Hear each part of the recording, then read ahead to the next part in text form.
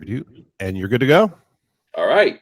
Welcome to the Terry and Gary's Low Expectations Podcast 433 version. We had a little technical difficulties trying a new service out. So here we go. Our guest today is Eugene Clark, Big Daddy Eugene Clark. How you doing? I'm doing great now that I'm doing great. How you doing, baby? I'm doing great.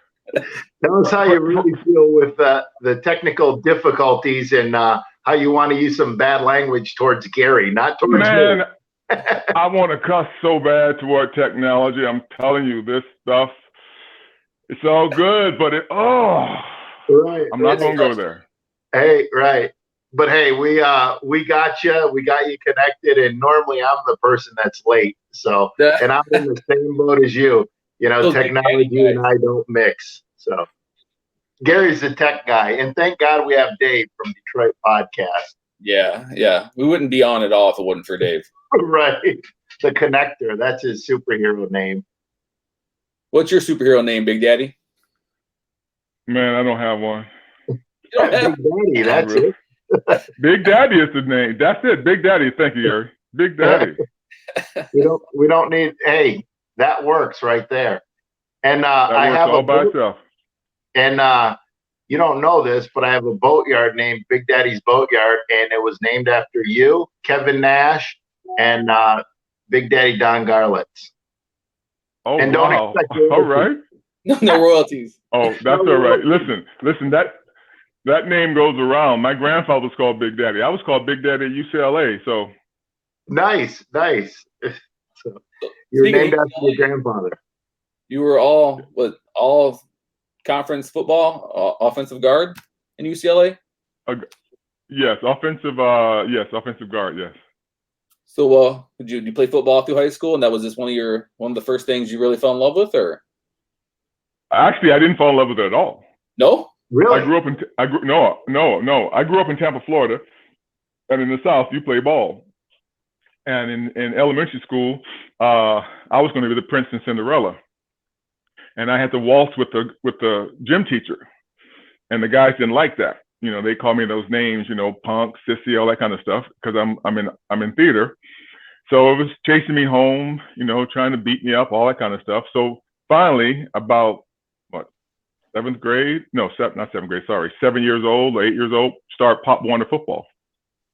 So I started playing football in order not to have to fight. These guys would chase me home. My mom was like 5'11", 230, and they couldn't be home. So if someone chased you home and you came in crying, she'd whip your butt, send you back out there. So they chased me home, and I'm going, Mama, Mama. And she stands on the back porch with her hands on the hips. And I'm thinking, I turned around, man, I threw people over the fence. I kicked about 6 guys' butt, and then from that point on, they left me alone. And then I thought, okay, you know what? I better play football because I'm not going to do this every day. Right. True story. Nice.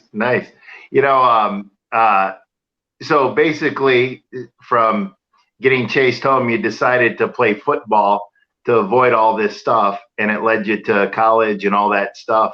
So that's a good story. Yeah. See, Gary usually chases me home and takes my lunch money. See. There was a guy who used to do that. I won't say his name. He would punch me in the chest and take my lunch money. And I remember I came home from UCLA. I was like at that time, I don't know, 6'3", maybe 270, and I saw him, Ronnie Phelps, and I saw him, and he was this little short dude. And he saw me. I said, "Run!" He was no, man. Come on, bro. That was a long time ago. Come on, baby. Come on, now. I started laughing. I went, all right. Yeah. That's awesome. So, see, Gary, when I grow up and be big and strong, I'm going to come after you and get my. I don't know if you'll get 6'3", 270. Right. Now, when you went to UCLA, was it a different? Was it kind of like a shock to you growing up in Florida, going out to UCLA? Well, actually, no. I'm an Army brat. So okay. I left when my stepfather married my mom. I left Florida about age 9.5, went to Japan. played football up in Japan. Then from Japan, we went to California, played football there. So no, by that time, I'd been in California from 65 on. So no, it wasn't a shock by then. Now, how did you like Japan, and how long were you there for? I was there for 2.5 years. I loved Japan. It was great. Yeah, Yeah, it was great. Was that a Kids culture? then kids could explore. You know, when Yeah. mom and dad are working, we would just go all over the place. You know, I Right, spoke right, a little Japanese at the time, the wrong words, but Right. yeah, I loved it. Well, you know, they teach you the bad words. You know. right. You learn the bad words first. Oh yeah, oh yeah. We would learn the bad Italian words, and my grandma would wash her mouth out with soap. We'd try to play dumb, like, I didn't know that was a bad word. Good old grandma. Right. So you got drafted by the NFL too, correct? Pittsburgh Steelers? Yeah. I was drafted by the Steelers, 9th round. Yeah, actually, you know what? I think that was sort of the beginning of the work I used as a zombie, because I was dating this lady young lady in school for about 4 years, and we broke up just around graduation.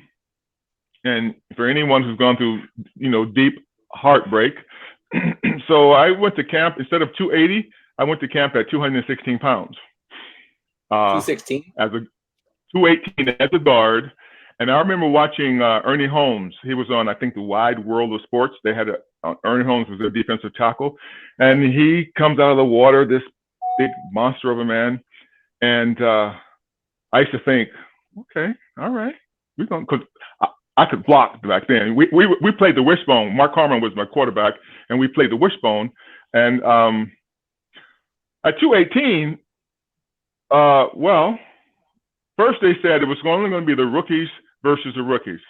It was fine, because in my mind, I was still 280, 290, 300 pounds. I did really well. All of a sudden, they said rookies versus some of the vets. And the first guy they put me up against was a linebacker named Bradley. I used to do this thing. If you ever see any of the old games, I do my neck like this, you know, like a bull. And I hit him in the chest, drove him back, drove him to the left, hit the cameraman. The cameraman went up in the air. Everybody was going, ooh, ooh. I sit on the back. I'm going, okay, cool, because they think I'm skinny. All of a sudden, they said, Clark, Ernie Holmes. Now, I'd seen Ernie Holmes take John Cobb, and John Cobb was built like a Greek god. I saw him take John Cobb, shake him like a dog, and throw him off. So at first, my head started doing this stuff, and I was going to just drive him, but then for self-preservation, I drove and stuck him in the chest. I just relaxed. He threw me aside. He said, way to go, Rook. That was smart. So he played smart. That's good to hear. So. Yeah, and they would, like Jack Lambert, he had quite a mouth to him at the time. He was one their fiercest linebacker. They won the Super Bowl maybe twice. And they come in and be nice to you, and then the next play, knock you on your ass. Yeah. And I think I inadvertently clipped a guy named, I think it was Green. LC Greenwood, I think. Oh, LC Greenwood. No. Mean Joe was cool. Mean Joe was the coolest cat. And LC got upset and wanted to act like he wanted to fight. By that time, I'd had it. And I said, let's go. Yeah. 216, me and these monsters. And Ernie Holmes put his hands around my shoulder and said, come here, Rook. If you fight him, you got to fight him and him and him and him. And I smiled. I said, you got a point. Now, seeing that you guys were all on the same team, and now as far as when rookies come in, now did the vets kind of take the rookies under the wing? Did they just, ignore them? No. I never made the team. I was just trying out for the team. Oh, okay. So the vets basically, just like I would when I played up in the CFL, when you come on the team, we try to destroy you. Okay. And is that kind of like to break you down to see how your attitude is, or? Well, the drills for the Steelers were very intense. Mm-hmm. So, it was just extremely hard. But at 218, I hurt my shoulder. And that's the first time I used to block with my chest. And at 280, 290, 300, I could drive you off the ball, anybody, about 3 or 4 yards. But at Pittsburgh, they taught us to hit with our head, and like 3 points, like this. Yeah. Which I never liked at all. Right. But so when I hurt my shoulder and I asked the trainer, I said, I want to get back out there. He said, man, just tell them when they come in, just tell them, you just tell them your shoulder still hurts. Forget it. You'll never make this team, not at 216. So I went, all right. Because at that time, I was still trying to find my girlfriend from the breakup. She was doing ballet somewhere. I was calling her in between practices, you know. So, Right. So from there, I went to the CFL came down to sign me, but I went on tour with Bob Dylan for the Rolling Thunder Review Tour. I went on tour doing executive bodyguard work. Sorry. Peer group security for them, which was amazing. In fact, they got a book out.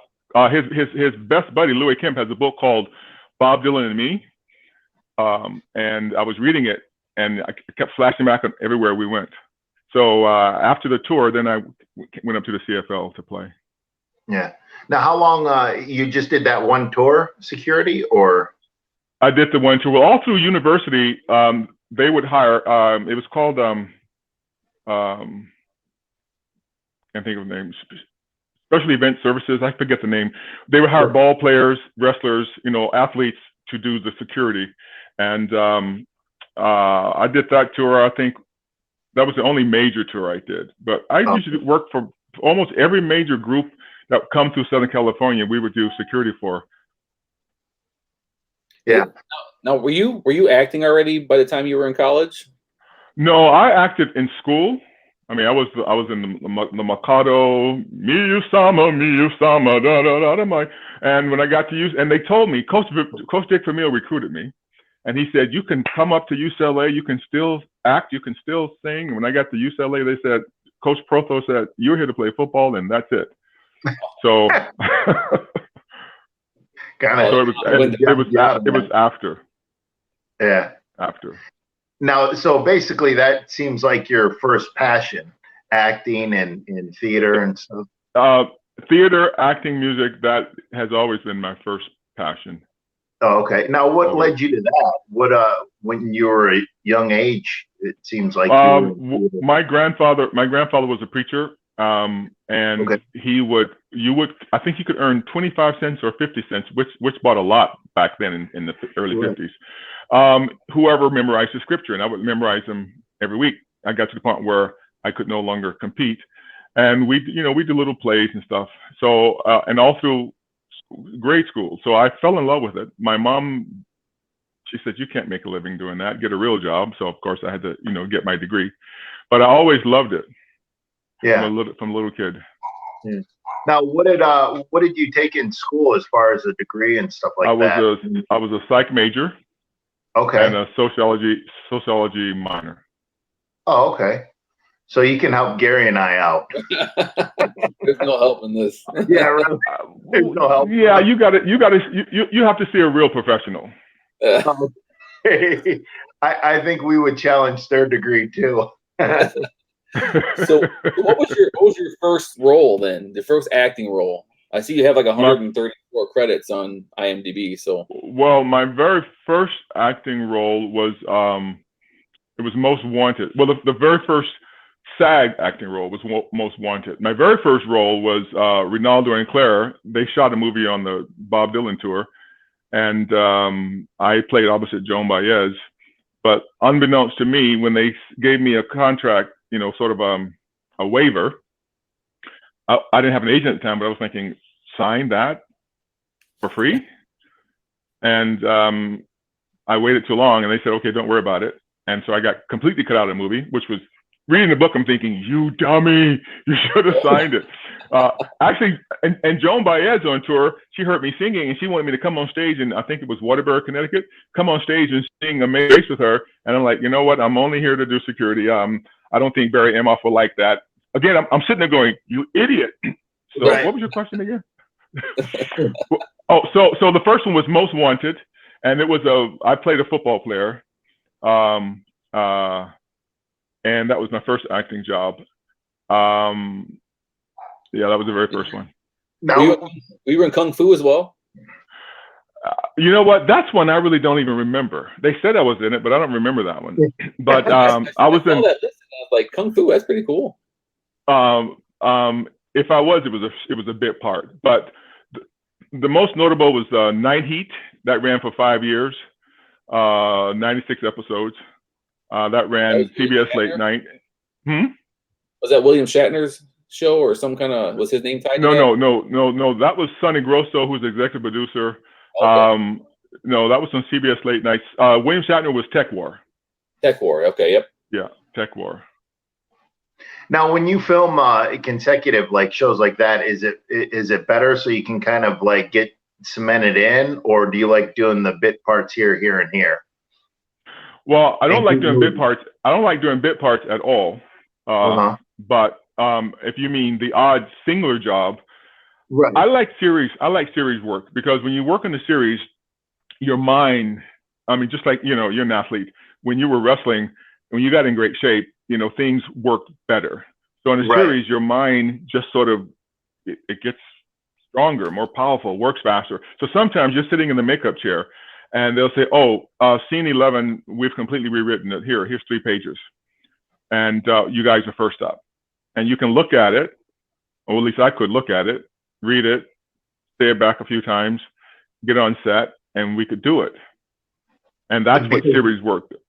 Okay. Yeah, because you learn the character and stuff like that, and you become the character more, and you know how the character would think. Right. Yeah, that makes sense. Right.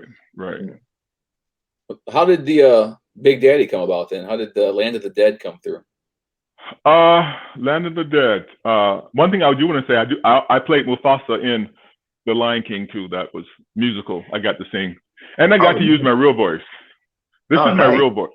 This is my real voice. Simba. Hello, how are you? But that voice got me in a lot of trouble as a kid. Hello, how are you? My name's Eugene Clark. Nice to meet you. Why you talk like that? Excuse me, talk like what? Like that. So I met my real father when I was just graduating from UCLA, and he sat across from me, and he was like, "Hello, son, how are you?" I'm like, I got in trouble because of you all these years.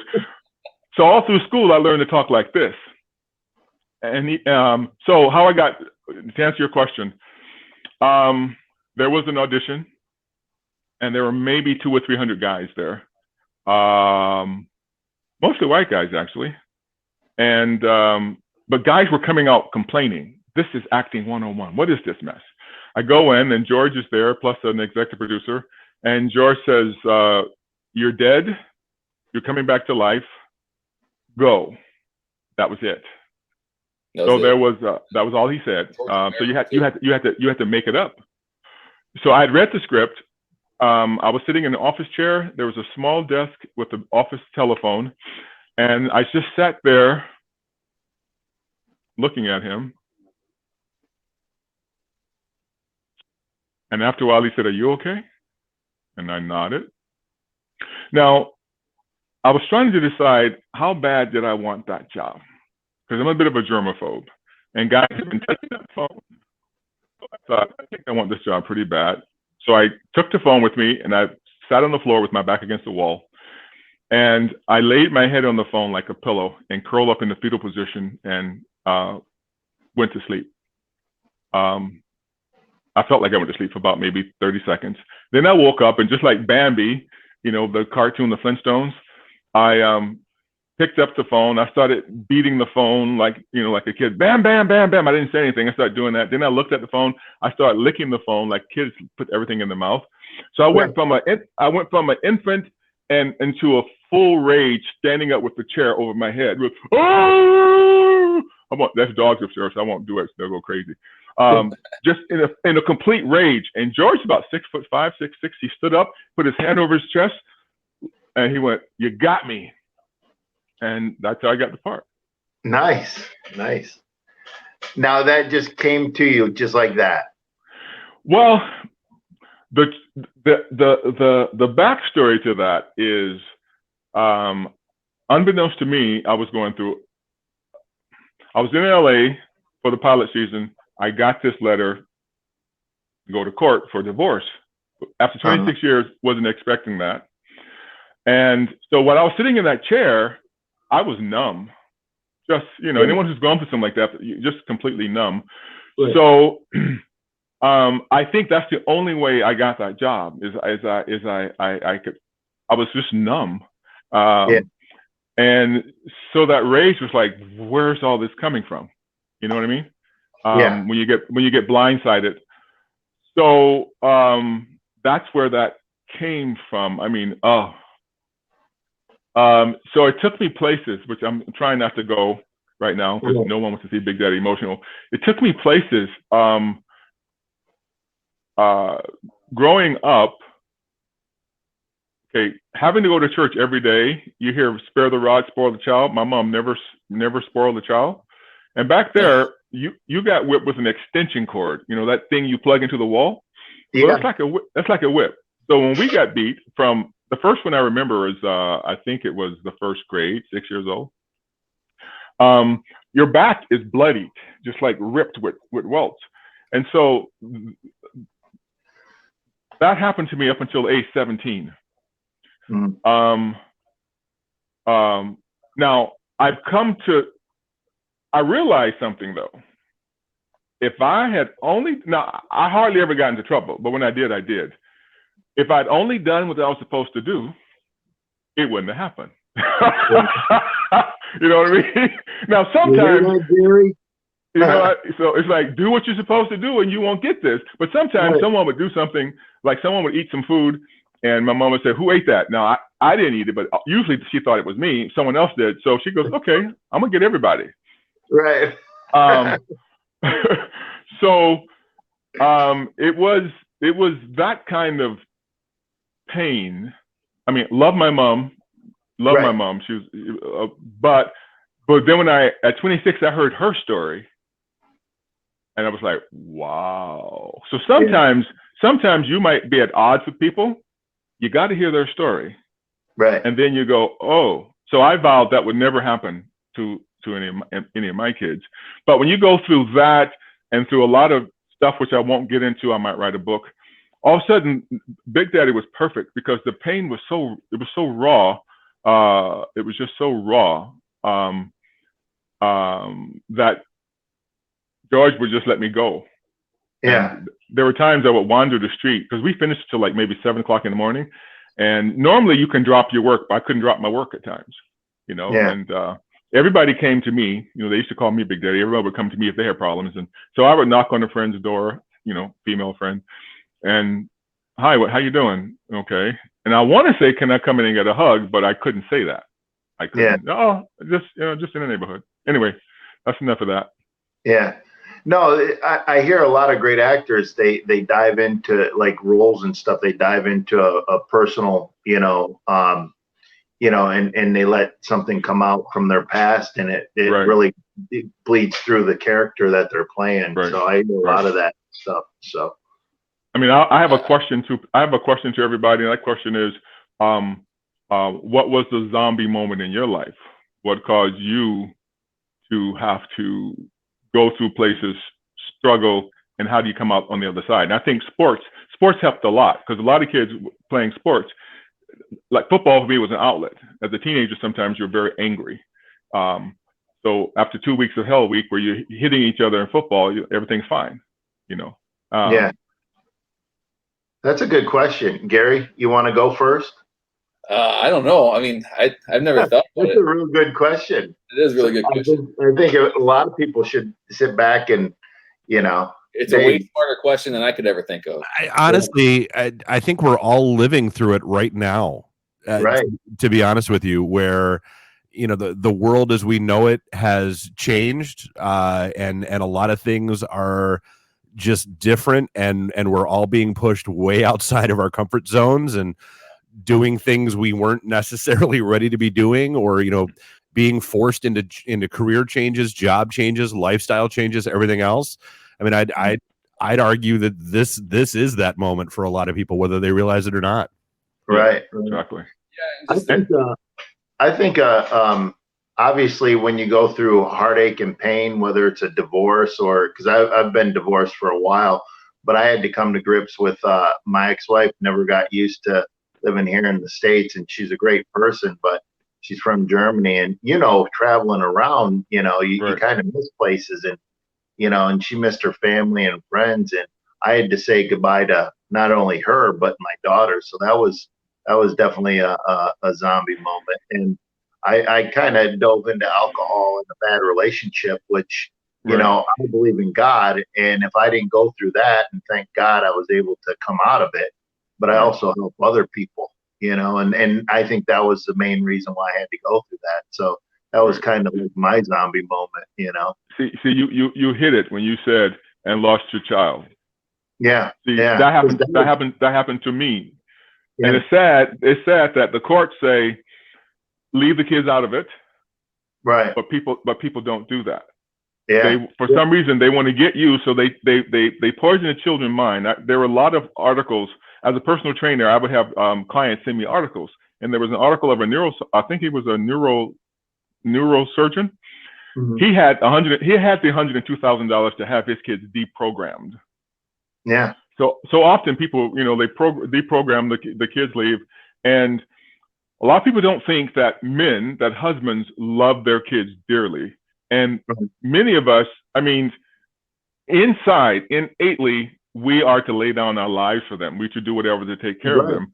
And the love of a father is in my mind, it's at least close to being as deep as a mom. I remember my kids, I would think in my brain, I will stop that. If there's an 18-wheeler coming down the street, I will stop it with my body before it touches my child. Right. And so people don't get, you were traveling, working, I'm traveling, working. To me, it's almost like the hunter-gatherers. Yeah. And if there's a mother at home or a dad at home taking care of the kids, that's when you say to the children, Dad's out there providing for us. We generally die younger before they do. Like, let's, in other words, let them know that we're not out there messing around. We're out there giving up our lives to help take care of them. Right. And so all of a sudden, as when it's over, you're like, wow, you know what? I could have made other choices, but I didn't. Yeah. But you deal with it and you learn to forgive. Right. You learn to forgive and realize you're like, I wasn't ready anyway, Right. So anyway. Right. See, my biggest thing is my zombie part of my life. My ex-wife was cool with, come over and see the child, and and I could have not let her go, but she would have been miserable, and she really missed her family and home. But it was that several thousand miles separation, and it's not like I could just jump on a plane and go there in a couple hours. You're crossing the Atlantic and all that stuff, and so and like you said, when you're on the road, a lot of wrestlers, a lot of athletes, a lot of people that are away from home, they tend to go towards alcohol to try to suppress that. And, and unfortunately, sometimes we make bad decisions, but like you said, even when you're not, and you're away, it definitely does get to you. And like you said, you jump in front of a 18-wheeler, to push your kid out of the way or try to stop it, you definitely would, so in that father instinct, you look after other kids too, whether it's definitely, and and because especially if you see someone with kids, you kind of have to be that role model for kids, and you look after their safety too, more than yours. So you do on the street by the crosswalk, you see the parent isn't paying attention, the kid's walking by. I'm standing there, but I'm like, "Where's your mom?" Right. In my brain, I'm going, "Okay, I have to make a quick move." And they look at me and say, "Go to your mom, please. Go to your mom."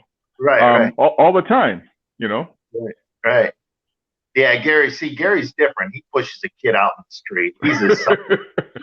You guys got me feeling all bad that I'm excited that I'm an empty nester now. Right.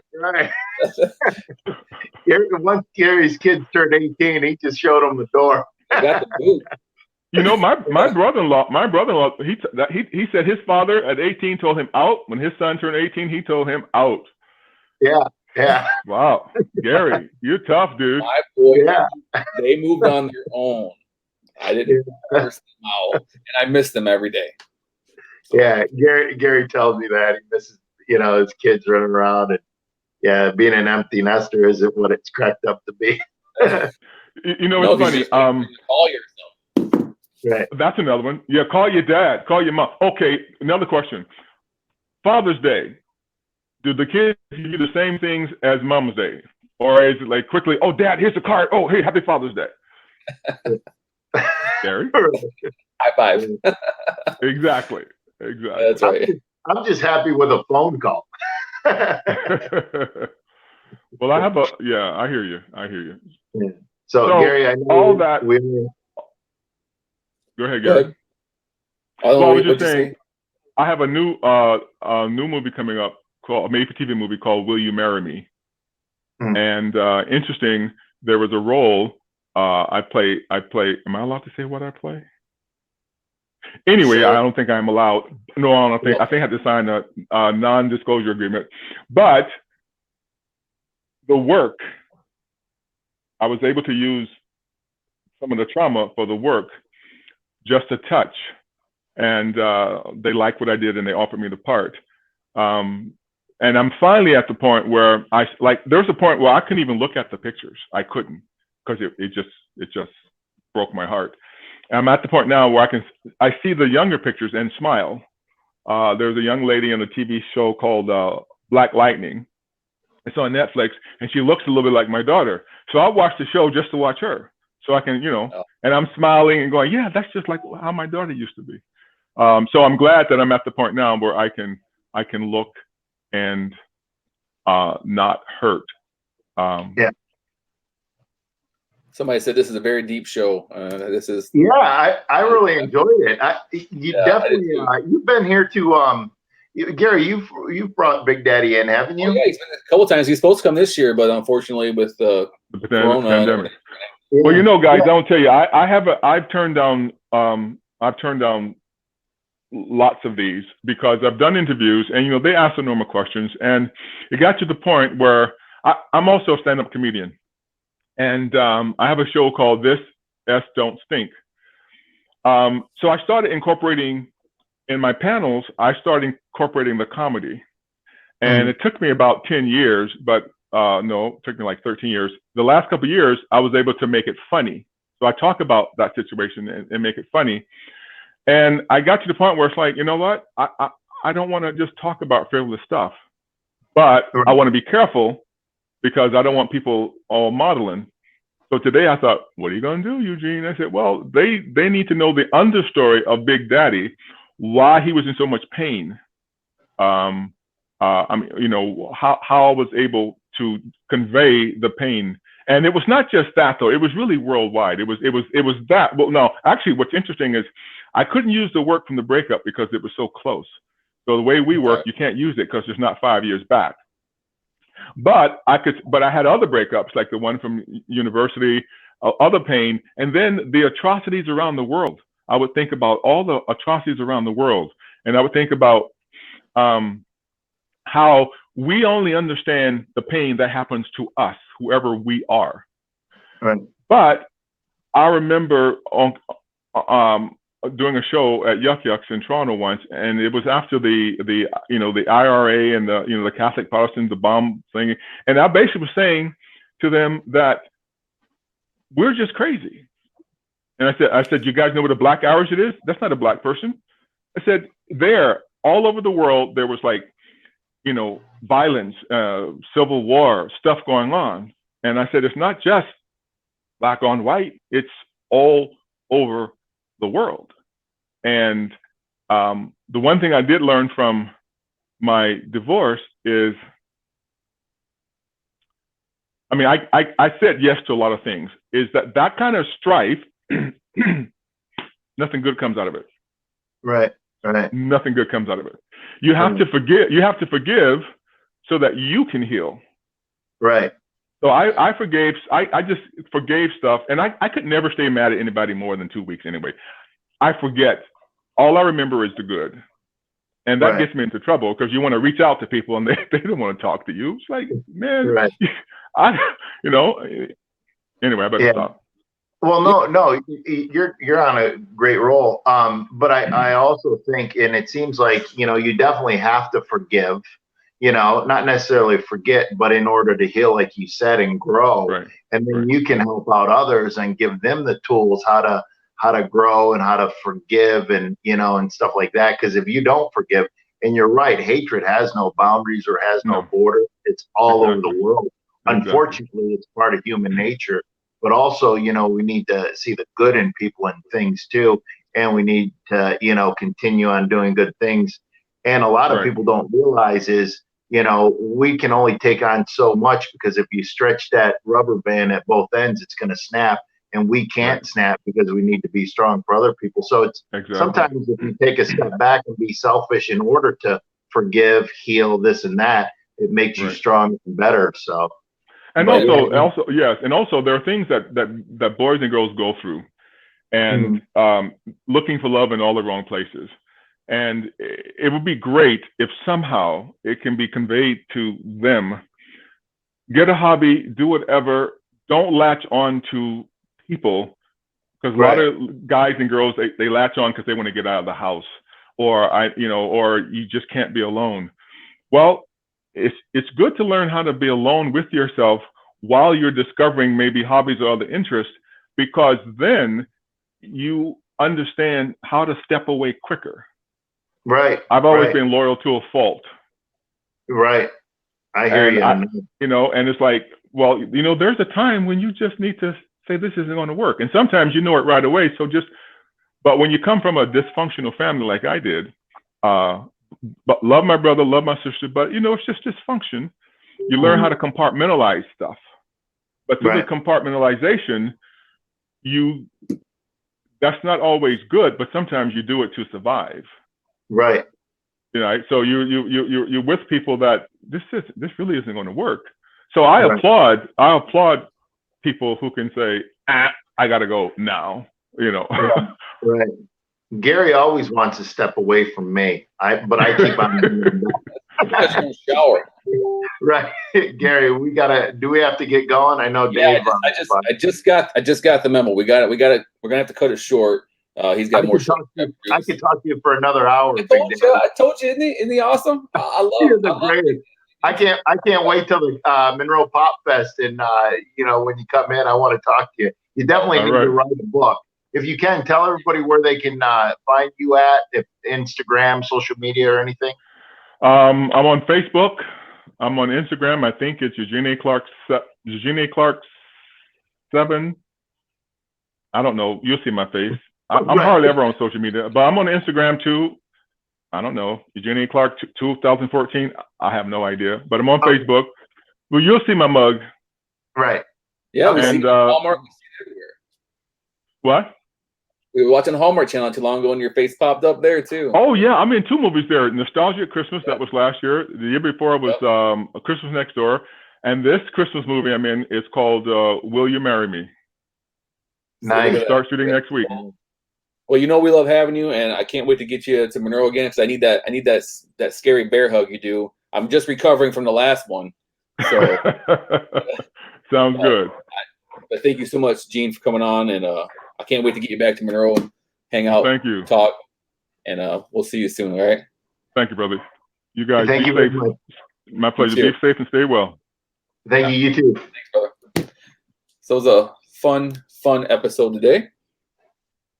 Oh, very fun. We're still on. So I just wanted to tell everybody, Terry and Gary's Low Expectation Podcast. We're gonna have it on YouTube, Spotify, iHeartRadio, and iTunes here coming up pretty soon. So thanks for tuning in. Thanks, Big Daddy. Thank you, Big Daddy.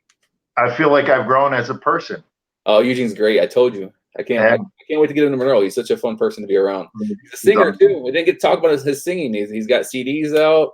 Yeah. I want to see some of his stand up. Yeah. Well, we'll have him do a panel next time he comes down. Right, for sure. Q&A. So. But all right, so we'll talk soon. I don't know if Dave got us off here yet. Podcast. We might still be on here. Yeah, I'm here. Okay. We off? We still on? No, you're still on. All right. Well, we're live, so we're just okay. Dave's They's booting us off. Like I said, this is literally the first day we've used this software, so I don't know what's going to happen when the other guys out on the remote try to take it over. I like this software. I like this software because I could watch comments pop up. Yeah, I like that. Yeah, that's one of the features I really like about this. So Yeah. I'm not against using the software next time if it's Yeah, no, absolutely. I mean, like I said, this is literally just the first day we're using this. So, well, we appreciate you, Dave. Thank you, and tune in next week. yeah, we'll see you guys. Same bad time, same bad channel. Right.